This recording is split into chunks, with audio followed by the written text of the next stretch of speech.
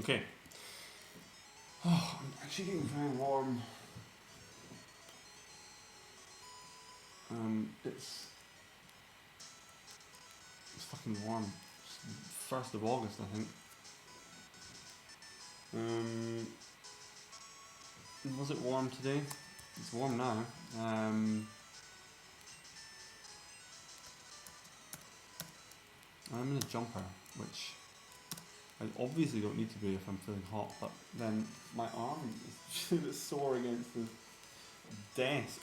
I'm not used to playing games on a laptop or having my, I don't type or anything like that for work, so having my arm on the edge of the desk like this is kind of uncomfortable. I can see why people have like all the bits they have. But I won't need to worry about that if I stream, because I will be playing on a bloody Game Boy sat in my lovely chair, which I miss sorely.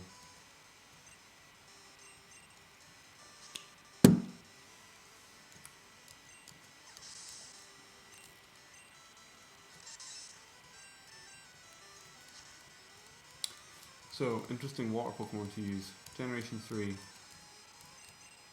Surskit or Masquerain. That would be fun. I used Sharpedo for the first time in my last playthrough, which I didn't actually complete because I just played Sapphire, and I was really pushing it in terms of my eagerness to play Generation 3 again. I think I got through. Yeah, I got to the Elite Four, and then I just decided I couldn't be bothered because my team wasn't great, and I think I'd added a 4th Pokemon to it, so I was pushing it in terms of having had enough battles to get up the experience to be at a sensible level. So I'm thinking 3 is a sensible target, especially if I'm doing lots of playthroughs. If I'm playing these games over and over and over and over again, I can afford to, well, if I only play through the game with 3 Pokemon, that means for each playthrough there's still more Pokemon left that are new to me. And combinations can also make things new and interesting. I used to play Generation 3 over and over and over again with Blaziken and Gardevoir. It's fun fighting and psychic at like an early stage in the game, quite a nice combination. And I would kind of just swap up the 3rd and 4th Pokemon. There's always a fallback. There's always like a favourite. It would have been for Generation 1 when I was playing that a lot. It's so long, for example, since I caught any Pokemon at like the beginning of the game, apart from Pikachu. Pikachu's fun to catch, but that's because it's like an electric Pokemon you catch at the beginning of the game. That's kind of always going to be interesting, I think. Getting those sorts of colourful typings early in the game. It's part of the reason I tend to choose the fire starter. So you don't tend to get other fire Pokemon until later on in the game. Growlithe and Crystal is an obvious exception, but I feel like they put that in specifically for that point to introduce that variety. And actually, that's me remembering something I heard. I think it was in like a magazine. I read it a long time ago. Because I was pretending to myself that if I played games in German, that it would improve my German. And that was one of the games I played, but I think I sped it up.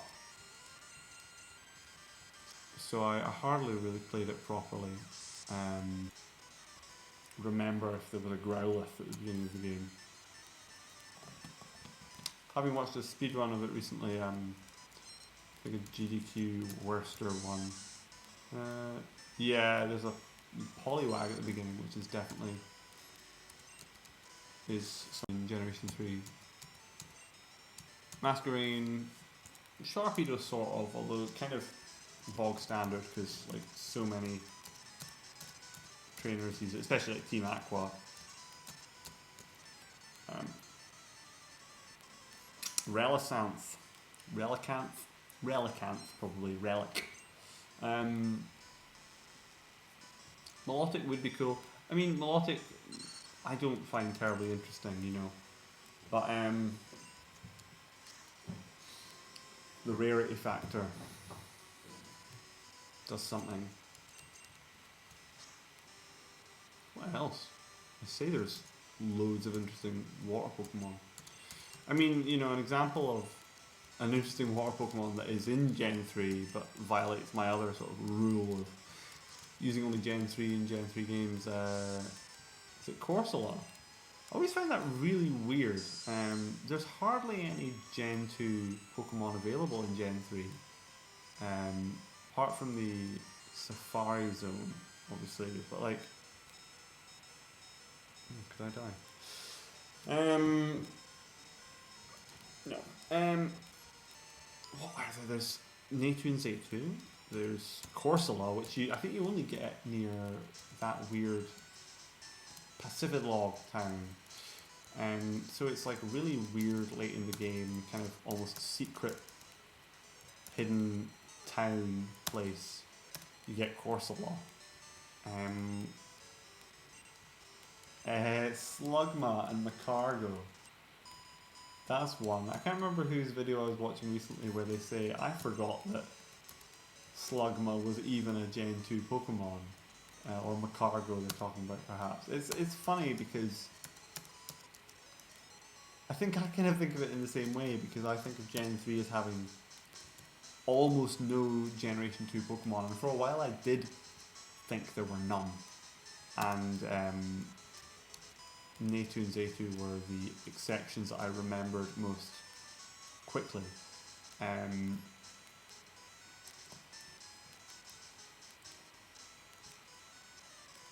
But yeah, where do you catch them? Because I don't think they're on the, what's it called? The Molten Path? It's called something like that. The wee fire cave. Fiery Path, I think it's called. I don't think you get them there. I know you get Numel. Maybe you do. I don't like forgetting these sorts of things because I feel like I retain this sort of information pretty well, and it always surprises me, and it's not fair, but sort of frustrates me a tiny little bit when I'm talking to other people and they just come out with this obvious falsehood as far as I'm concerned. They're like, oh yeah, I love Pokemon Yellow. Miltank. You know, like actually Miltank's a Generation 2 Pokemon.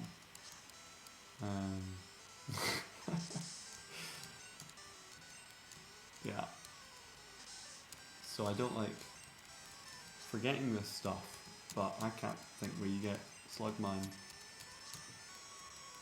Generation 3, and yet that's in my head somewhere as being true.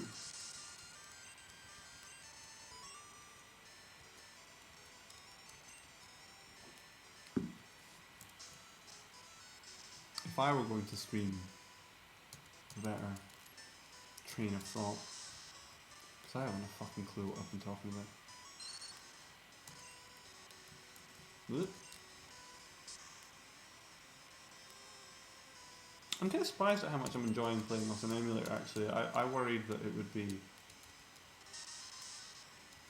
I wouldn't enjoy it. I am enjoying it, which, you know, puts two fingers up to my idiotic loyalty to physical media.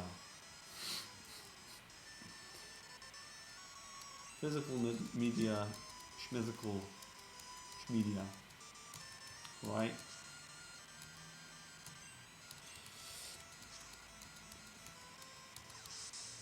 I'm also surprised at my ability to talk to myself for like over an hour. I know I'm imagining an audience.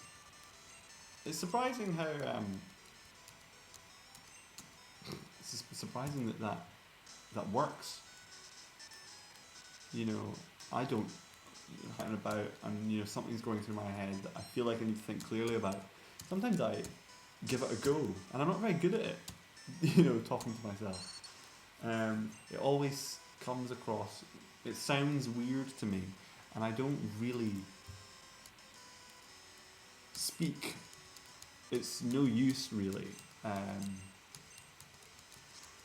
You know, it's maybe something that takes practice.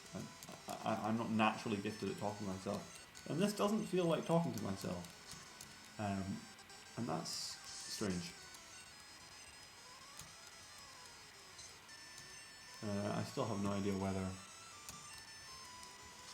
it would be of any interest. I suspect that the people who are interesting to watch, or if people are interested in watching someone stream, in terms of when it's just their chat, you know, if they're not a speedrunner or like a skillful player in some other respect, and they're not a total clown, then people probably have to have some prior reason to be interested in them. Maybe they, you know, are a YouTuber, they do other stuff on YouTube that is itself intrinsically interesting, and then they're like, hey, I'm also going to start streaming. I'm going to start screaming. I'm going to start screaming. Oh my god. I'm going to start screaming, and then people who were already fans of theirs, keyboard, they watch and they find it interesting because they find the person themselves intrinsically interesting. And I'm not interesting yet, so I doubt that streaming can. I don't know if streaming can make people interested in me. That's fine. I think I said this in the first take. Why am I doing this? I don't give a fuck.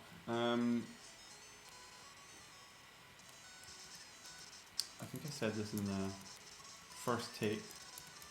Said something like, I'm no stranger to. I'm not afraid of, you know, putting up weird videos of me talking alone, just spraffing about stuff vaguely related to games.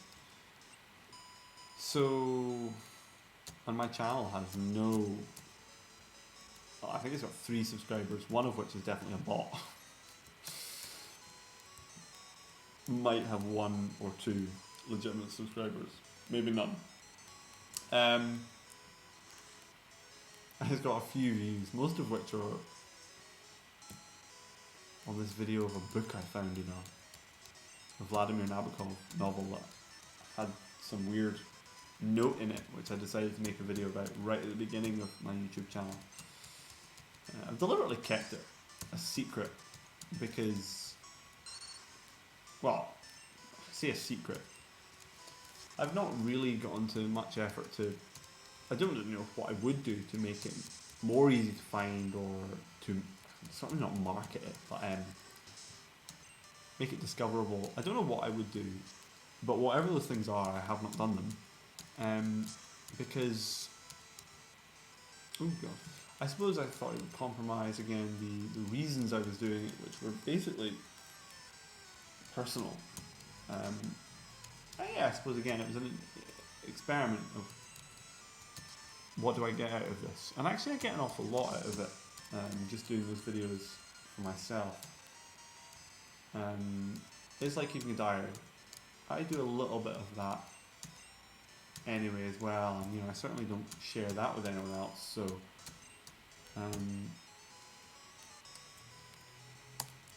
the need to, there isn't an obvious need to make sure people can see the videos I'm making if its purpose is pretty much the same as that of a diary. But if people do see it, fine. And if people found it and were interested, if people found it and were going to be interested in it or were not going to be interested in it, I would feel more comfortable about them making that decision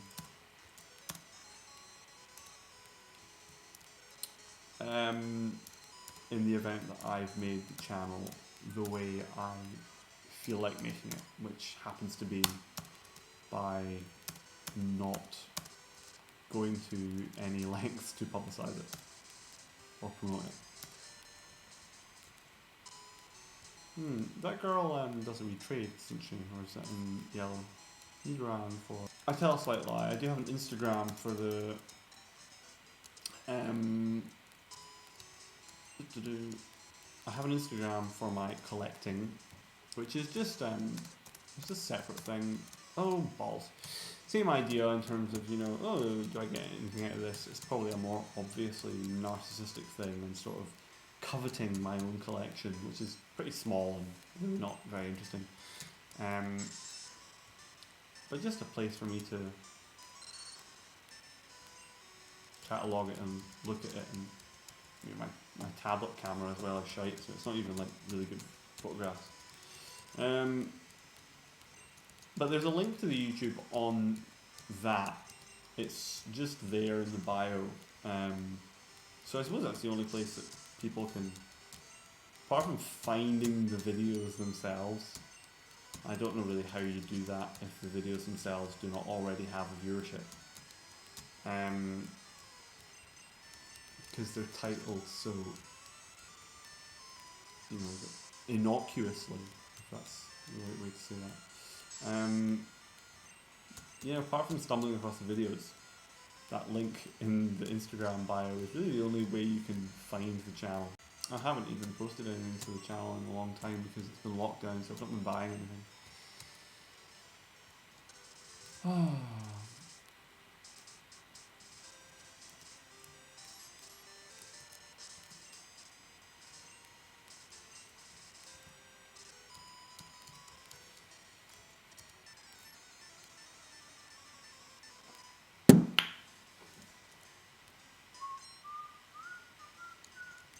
So far so good on the recording, it hasn't crashed.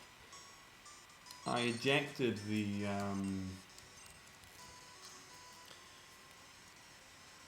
partition in my drive that was responsible for backups, so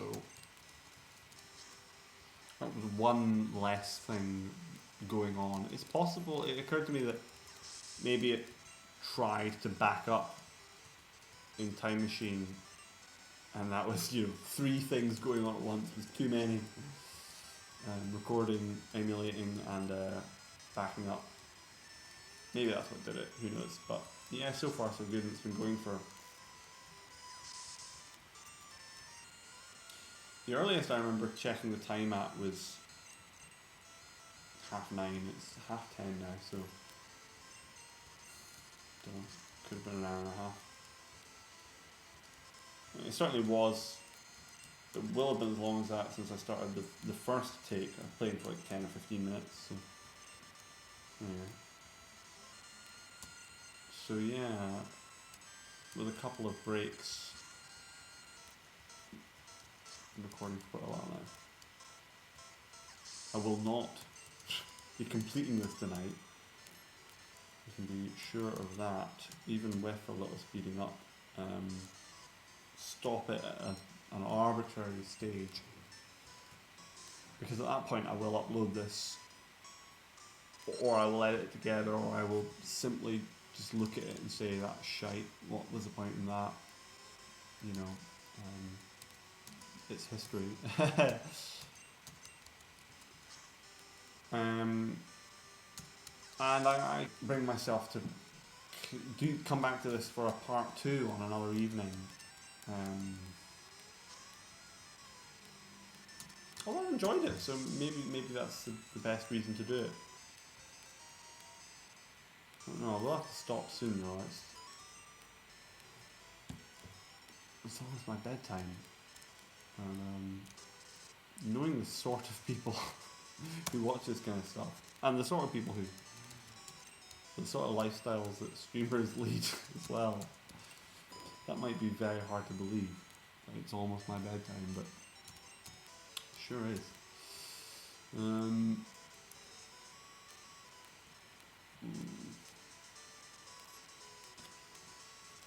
I think my tablet's sort of gone to sleep, so I'm gonna indulge in seeing whether there are any messages, and that means that you, as a viewer,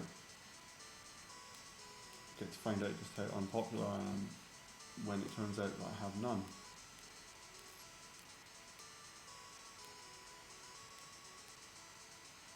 Which I haven't yet confirmed, but I'm pretty sure of it.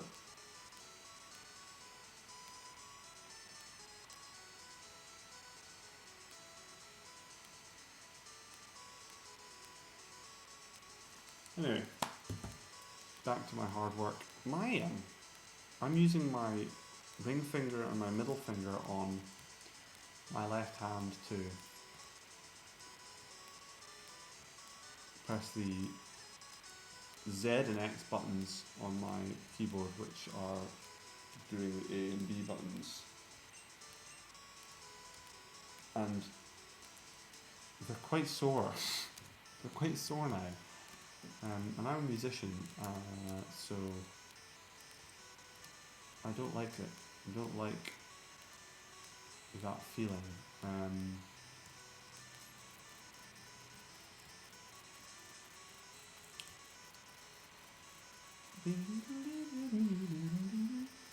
Oh, I can't sing along and speed it up at the same time, it's a shame. I'm pretty sure the Body Slam TM is in one of these rooms. I think maybe this one.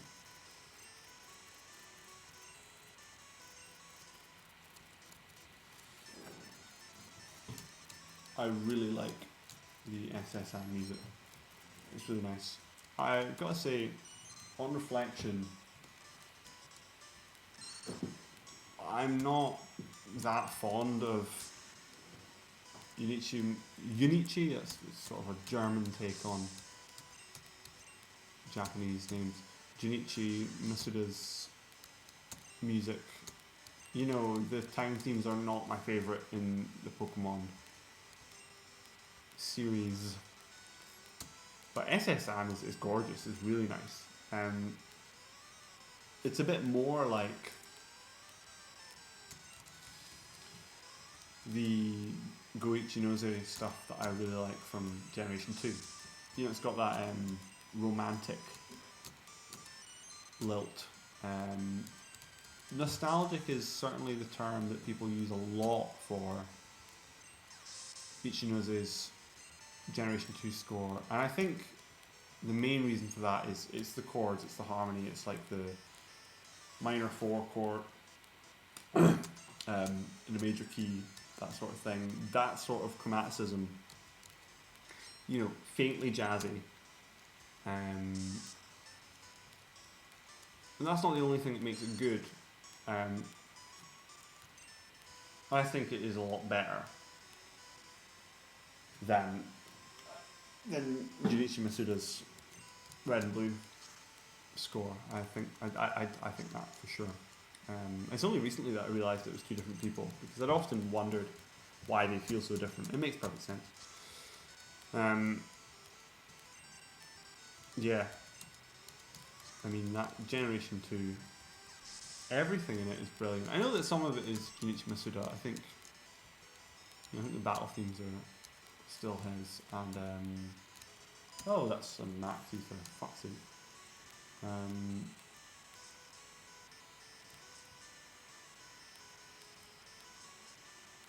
And I want to say that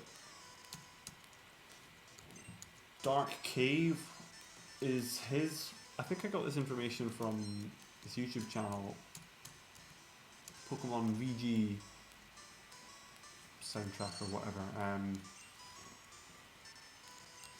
that has all of the music in stereo, and seem to have pretty detailed and therefore in this knowledge or these beliefs.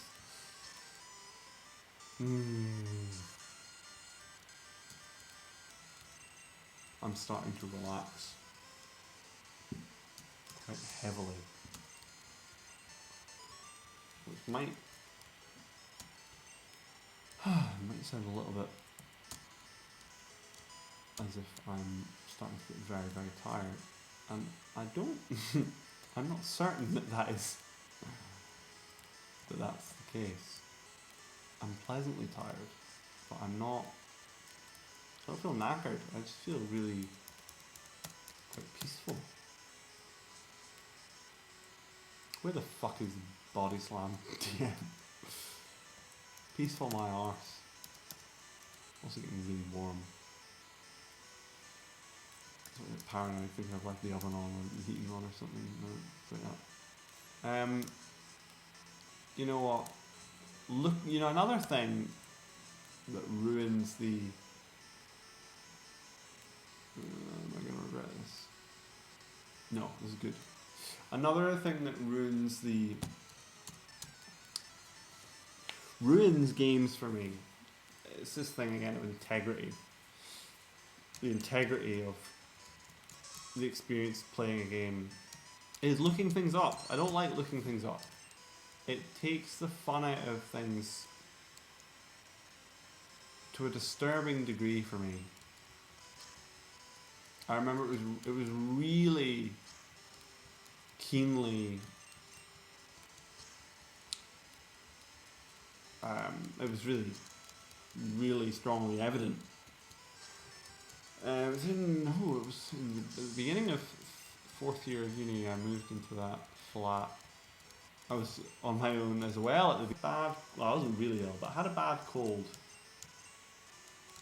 I have a feeling I just sort of might learn Body Slam at some point,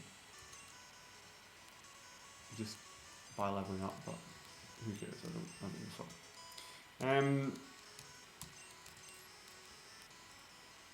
I had a bad cold, and I'm gonna heal. My parents. I was on the top floor of this place.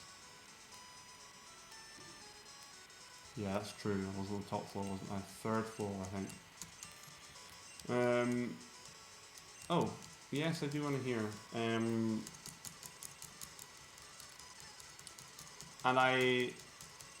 something about the circumstances, I'm sure, led me to want to do this, but also the comfort of just having something to concentrate on for a couple of days while I recovered. Just sit in the flat. I decided to start playing Final Fantasy VII again. And that was, I think, that's the last time I played Final Fantasy VII. Final Fantasy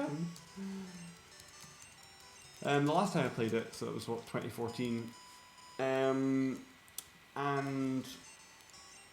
I got the furthest into like the post game that I have ever gotten. I got all the master materia, which from one of the rooms in the North Crater.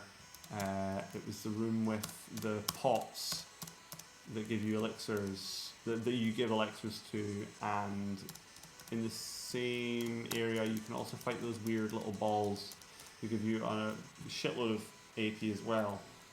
And I think you can also steal elixirs from an enemy around there. Maybe it's like the Behemoth or something. Why am I checking my Pokédex? I've only got one. Yeah, so I got really deep into it, and I thought I had multiples of the like, master command and master magic, that sort of stuff. I had I thought I had everything, and master summon and all that. I thought I had everything, and I gave the weapons a go. Ruby weapon, emerald weapon, and it was not feasible at all. There was no way I could. It's like I didn't stand a chance. It was frustrating because it seemed like there was. I lost so badly. I lost so badly that I didn't really see a way to being able to win. And I hadn't leveled up, to level 99, level 100. I didn't want to believe that was a requirement. I don't know what level I was at. Maybe I was near 90. I must have been high. Must have been high. I must have been a pretty high level with all the AP grinding I'd done. But I don't know. I can check it. Maybe I will at some point. I've persevered very much. Because I just found it a bit dispiriting. It didn't even seem like there was any purchase. Some strategies. And it just took the fun out of it completely. It was a total turn off. I just stopped playing them. As soon as I looked that up, I was like, oh. It's not like I knew the answer, I knew exactly what to do, but just the act of looking it up, and it was like taking myself out of the zone. It was like, it was immersion breaking. I'm using a term that I've heard before. I don't really like thinking in terms of immersion in terms of video games. This is not immersive. I'm sitting on my table talking to myself, clicking on my laptop, and that's not what I look for in games, really. And I don't believe other people when they say that they get it. Not being very serious. Anyway, yeah, so looking up where the body slam TM is, that's where that train of thought started. Fucking ages ago. Yeah. Kills it for me. I'm going to shut up and I'm not going to speed up for this nice little scene.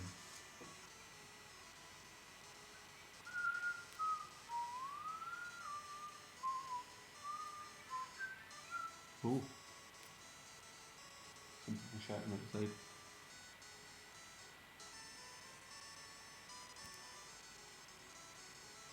It's fun how you can see the tiles move with the ship. Just trying to stand a sec.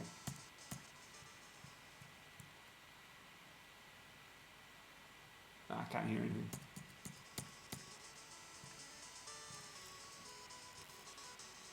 Quarter to 11 now. I do also like the Vermilion City music. I'm going to trade it for Farfetched. And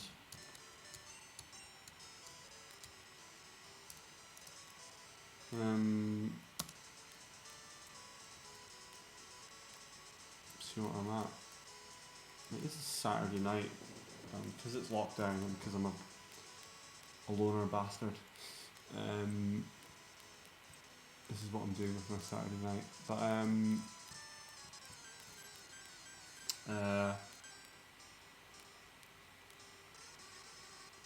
would I like to use a Hypno? I really wouldn't. That's the thing. There's like objectively relatively interesting Pokemon at this point in the game. Sandslash is cool, obviously, everyone knows that. There we are. Sandshrew, I know. I'm just talking about the evolved forms. In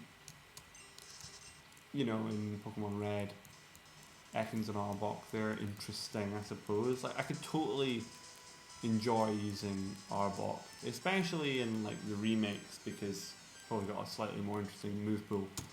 But I don't know. I like a psychic Pokemon at this point in the game. That's cool, and you don't have to trade to level up properly. But I don't know.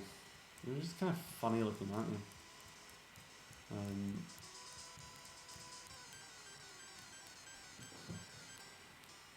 What was I saying? What the hell was I saying? Yeah, it's a Saturday. I mean, I could stay up all fucking night and complete this if I really wanted to. I could certainly allow myself another beer.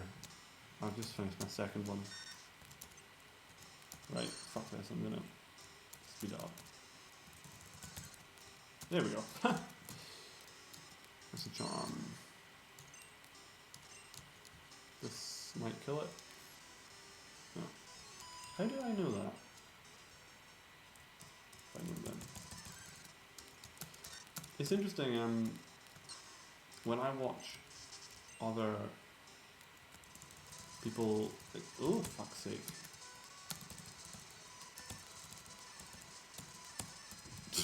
I watch other people playing stuff, Pokemon on YouTube. God, my head's going up my arse as soon as I try and speak and use that speed up thing.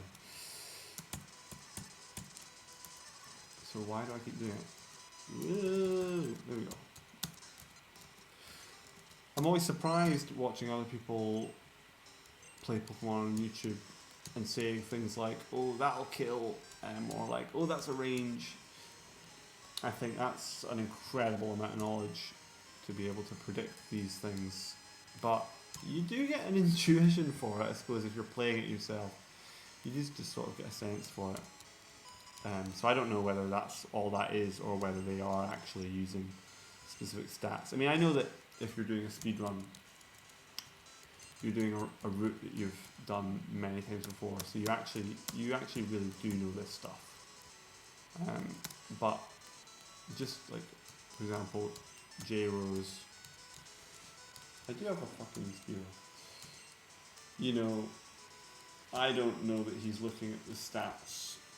I think he just knows them, or he's just done so many of these sorts of runs that he's just got an intuition for it. And maybe that's not quite as surprising as it seems on the surface.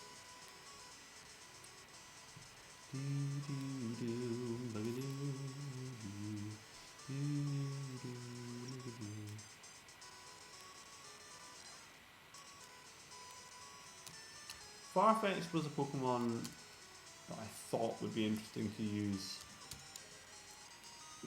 on one of the first, I was going to say runs, you know, playthroughs. Plays through, should that be? When I started, you know, trying to go for unusual Pokemon specifically. But I got tired of it. It's a cool Pokemon for sure. Like, it's a good design. Like, I like the Pokemon that are just sort of an animal, but with like a weird quality to them. I really like Miltank. I like Politoed. I don't know, like Murkrow. It's just a crow.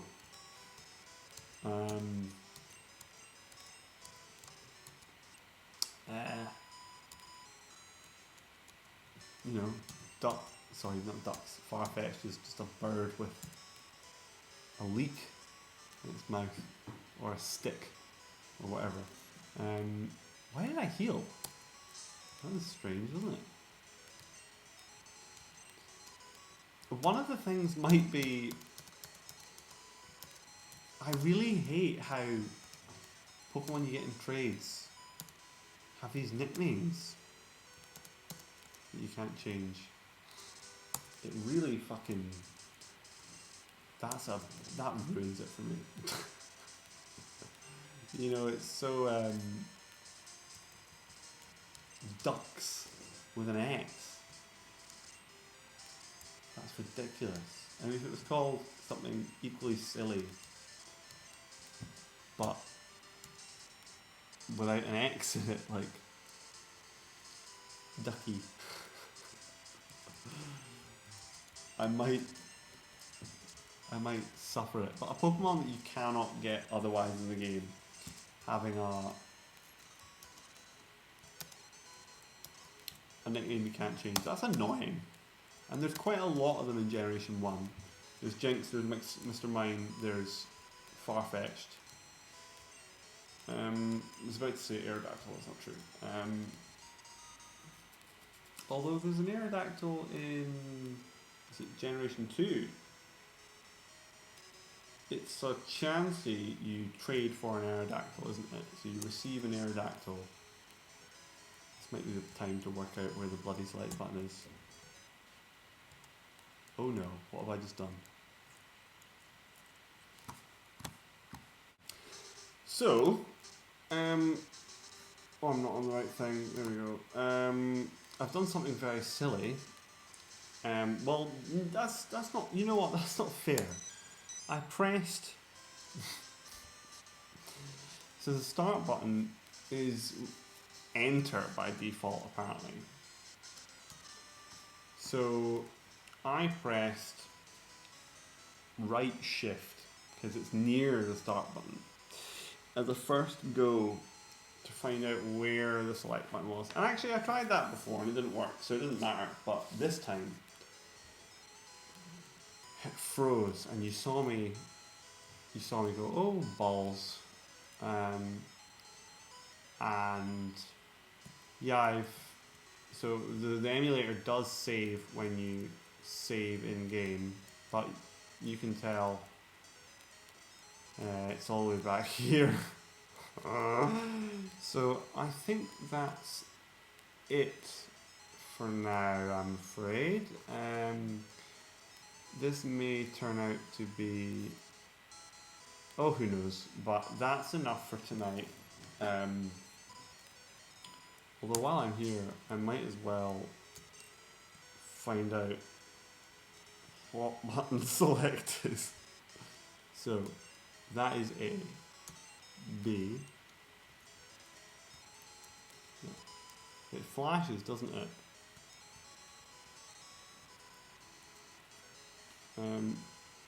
Left shift doesn't do it. So it's letters. Okay.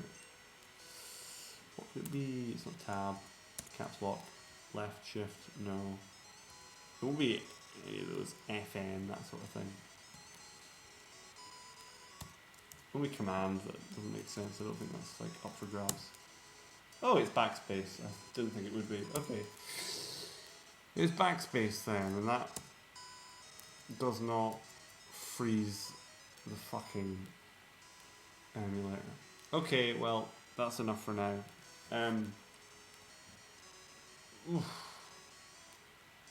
What will I do with all this footage? Anyway, that's it for now.